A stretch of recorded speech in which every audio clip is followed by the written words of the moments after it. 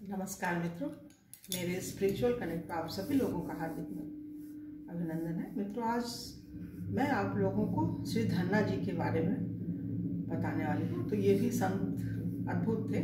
चलिए हम लोग श्रवण करते हैं संत धन्ना जी के बारे में। परम पुण्यवान प्रशंसनीय भक्त श्री धन्ना जी की भागवत भक्ति सेवा की हम सराहना करते हैं। जिनके खेत में बिना बीज बोए अंकुर जमा। इनकी विशेषता है संत धन्ना जी की कि बिना बीज बोए ही खेत में, मतलब जो भी अन्न होते हैं, दाल, चावल, गेहूं, धान, वो सब उनके खेत में अपने आप निकले। घर पर वैष्णवों के आने पर बोने के लिए रखा हुआ बीज का गेहूं, मतलब गेहूं का बीज था वो। गेहूं का बीज, घर पर वैष्णव के आने पर बोने के लिए रखा हुआ बीज का गेहूं उन्हें खिला दिए और माता पिता के डर से खेत में खाली हल चला दिए। मतलब खाली ऐसे ही बिना बीज डाले ही हल उन्होंने चला दिया। परंतु संत सेवा के प्रताप से बिना बोए भी खेत में गेहूं बढ़िया जमा। अतः पास पड़ोस के किसान इनके खेत की बड़ाई करते थे। जब श्री धन्ना जी ने जाकर देखा तो साधु सेवा की प्रतिरीति एवं प्रतीति को प्रत्यक्ष पाया। मतलब भगवान कितने महान हैं। भगवान की शरण में जाइए, भगवान का और भगवान के भक्तों का काम कीजिए तो भगवान करते हैं। ये सब घटनाएं इसी कलयुग की हैं, ज़्यादा समय नहीं हुआ मित्रों। ये सही बात है, हमको भी ये अनुभव होता है, हमको भी कुछ अनुभूतियां हुई हैं अभी, इसीलिए मन आनंदित रहता है। व्यक्तिगत रूप में तो हम बोलते हैं कि हम दुनिया के सबसे सुखी इंसान हैं। बात सही है, इसमें कोई डाउट नहीं है। ये आज से नहीं बोल रहे मित्रों, ये हमारी जिंदगी में जब से हम जानने समझने लायक घर गृहस्थी में ही थे तभी से ये ऐसी, जब से कथा की लाइन में आए हैं तब से ऐसी अनुभूति हमें होने लगी। थी तो पहले से, लेकिन ये है कि ये प्रगाढ़ हो गई। संस्कार तो थे ही मित्रों, तो ये भक्ति मतलब प्रबल होती ही चली जा रही।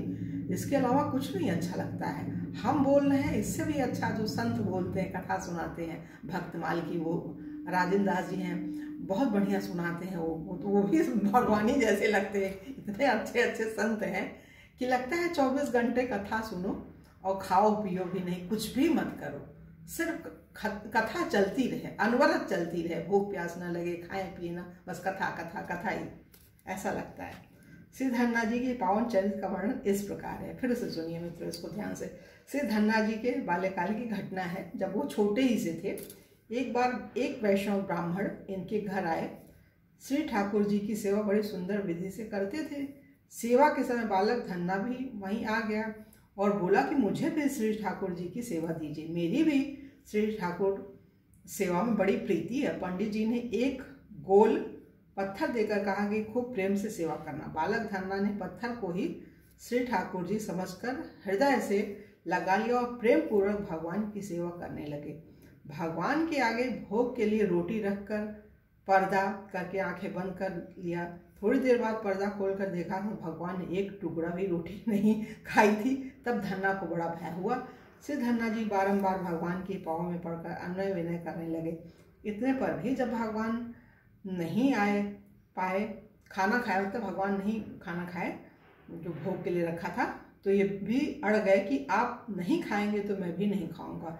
फिर भी नहीं खाए तो ये भी उस दिन भूखे प्यासे रह गए। धन्ना जी के हृदय का भाव सच्चा था, अतः प्रभु ने इनके द्वारा अर्पित रोटियां पाई। भगवान को रोटियां बहुत ही प्यारी लगे। श्री धन्ना जी नित्य प्रति जंगल में गायें चराने जाते थे।